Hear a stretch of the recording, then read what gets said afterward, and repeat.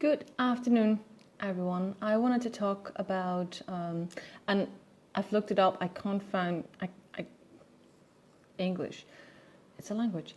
I couldn't find who said it, if anybody ever said it, whether it's a quote or not. But I want to talk about the fact that crap actually makes great fertilizer. And I'm sure that every creative out there has heard this one, has seen some kind of meme about it, because it says a lot. Like it's such a true statement when it comes to the writing process. So I wanted to dive a little deeper into that, because I think for most people, the accepted way, or the, how do I say that? When something is accepted as crap, as fertilizer, that is often when we're in the first draft or something, like if you're a writer, or if it's in the early stages of the creative process. We say that a lot, like it's one of the reasons, for those who know what National Novel Writing Month is, NaNoWriMo, the idea is you can write 50,000 words in a month, because just write, just go, just like don't look back, just go. Like as long as it's on the page, you can mold it into something else. You can't mold anything. You can't mold an empty page. You can mold a page that has like 500 words of crap on it. You can at least do something with it, because there's something there. So I think that's a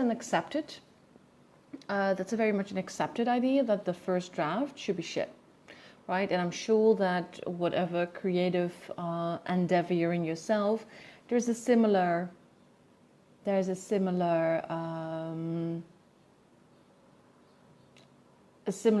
point in the process where it's accepted when things don't look like you want it to, or when you're just like pouring your soul onto whatever it is you're doing, because you'll be going through the motions and turn it into something better. I'm sure for every creative endeavor, there's like a moment in the process where you go, this is the moment where this actually not being okay, that's okay. Like, we can accept that. It's part of the process. That obviously is not what I want to talk about, because that's already, like, we already know that. Like, might not like that. Like, how amazing would it be if our first drafts were like brilliant? Like, there's a reason, especially in the self-publishing industry, that there's so much focus on writing good outlines, because when you write a really good outline, your first draft becomes better. So there is this preference for first drafts not being too crappy. I'm not like that. Like, my first drafts, they suck. Like, it's bad. I just pour everything onto the page, and it's not until I hit the end that I go back and go like, do I even have something here? Like, it's always scary. It's always a scary moment. Like, do I actually have something here? Did I create something that's worth saving? But yeah, it is something that's much more acceptable. Like, as long as it's the first draft, we know it's the soil. It's us preparing the soil for something that has the potential to become amazing, right? So what I want to talk about, or at least bring up today, is that sometimes this moment, what I have here, it's not going to work. It's not what I want. It's not the way, like, I don't know why, but I cannot shape it in the way I want to. It doesn't speak to me. It's not aligned with me. That sometimes happens later on in the process.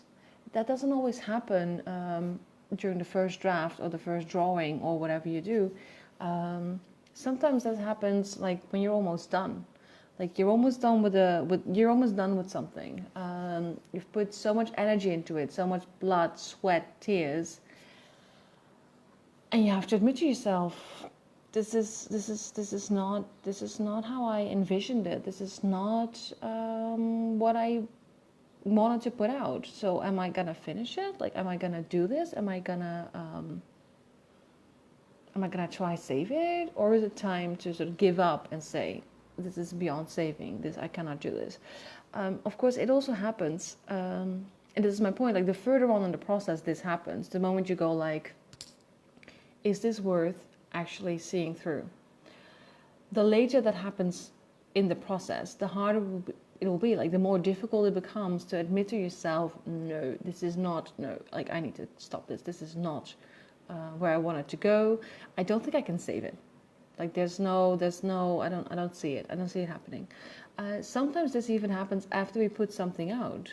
We put something out, and then at one point we realize, no, maybe you always had that nagging feeling that it's not exactly what you want to do. You didn't say it in the right way. The message no longer is aligned with you. Which is not a bad thing, right? Because we all change. So if you put out a book now and you write a book in 20 years, the book you write in 20 years, like, hopefully doesn't reflect where you were 20 years ago. Because, I mean, let's hope that you've moved on and grown and developed as a human being, right?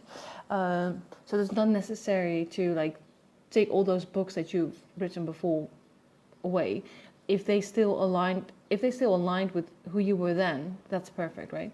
But what if you put something out there and you're like, no, like I can't for the life of me, I should not have done that. I want to get rid of this. I want to get rid of this because even if I rewrite it, it's not going to be. It's just not something that I should have put out there. So, like I said, the further you are in the process, so even if you already published it or created it, like put it out there, sold it, or if you sold an artwork, you might have to let it go, right? It becomes more difficult to say, no, this was not aligned with me. I'm not going to finish this, or I'm going to pull it, or whatever. It is more difficult. But what happens when you finally get to that point that you're like, you know what, after all this energy I put into this, after all weeks, months, years of working on this, I have to admit to myself that this is not worth saving. What do you do then? And this is what I want to talk about. I want to talk about how you can go from the believing that you've wasted your time creating something to actually understanding why crap makes a great fertilizer, right? So to understanding how whatever it is you created and it didn't work out, how can you sort of make sure that you see at least that you at least prepared the soil for the next project, for what is to come, right? So I have a few questions for that. So first of all, when you finally get to the point, no matter where you are in the process, you're like, this is not happening. Like, I need to let go of this project. Like, it's time to step away from this and accept that even though I put so many hours in it already, it's not going to work. Like, there's really no use. And that has happened to me, and I've known it happening to many authors. Sometimes that's just the best thing for you and for the project, to just let it go. So first question, of course, you can ask yourself, instead of going, I just wasted like so many hours I cannot get back. First question you ask yourself is, can you keep some of the parts? So let's say you're writing a fiction novel, right? Can you keep the thematics? Can you keep the bulk of the plot? Can you keep maybe some of the characters? Can you keep some of the world that you build? Maybe you can save the whole world that you build. You just have to tell a different story within that world, right? And of course, it depends on what you were creating, and it depends on the reason why it wasn't working. Because if you want to save the one part that made the project fail, yeah, no. But some things might have been working. They just didn't fit the context that you were trying to put it in, like the story that you're trying to put it in. So maybe you have great characters, maybe you have a great plot, but they just don't mesh, right? So that's the first question. Like, once you're ready to give up on a project, is this something worth saving? And of course, that goes for other creative endeavors as well. Is there anything you can still make out of it that is more aligned with you? Is it an option? If that's not an option and you do have to let it go entirely, can you at least ask yourself what you learned in the process? What did you learn? Because why is it failing? Like, is it failing because the message is not aligned with you? Is it failing because you're forcing particular characters into a particular world that functions in a particular way, and there's this plot that has to go this way? Is that what's happening? Maybe you're writing in the wrong genre. That could be a thing. Well, that's a big lesson to learn. So if you have to let go of the entire project, if you have to let go of the content, can you at least sit with the question, what did you learn from working on this particular project? Because I don't think anything's ever wasted. Like, so there must be, that's the thing, like sometimes things are a waste of time, but they're only a waste of time if you don't sit with the question, what did I learn? What is the lesson here? So if you have to let go of a project entirely, like content-wise, can you at least sit with the question, what did I learn from this? Like what, from working all these hours or months or years even on this, what did I learn about myself? Maybe this is not, if you're a writer, maybe this is not the book you need to publish, but it might be the book that made you realize that you wanted to be a full-time author, that you want to take yourself seriously as an author. That is something to celebrate, right? It's not a waste of time. Maybe this book is not what you're going to put out, but maybe it changed your mindset.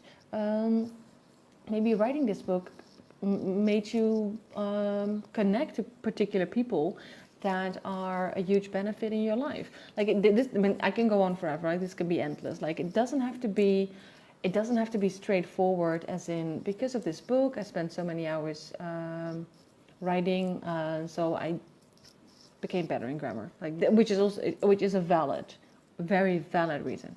But it doesn't have to be like that. It can be like broader. It can be just working on this project disciplined for so many years made me realize that I am disciplined, that I can do this. I can put in the work. Right, so there's many things you can learn from working on a project that is, in the end, fails. So could you think about that? Like if you cannot keep the content of the project, what did the project teach you? And if you sit with that question and you can't find the answer, if you're like, no, this was an official waste of time, and I'm not saying that doesn't that it's really a waste of time. I would say that is rare, but it might be that you're not necessarily seeing what the project brought to you.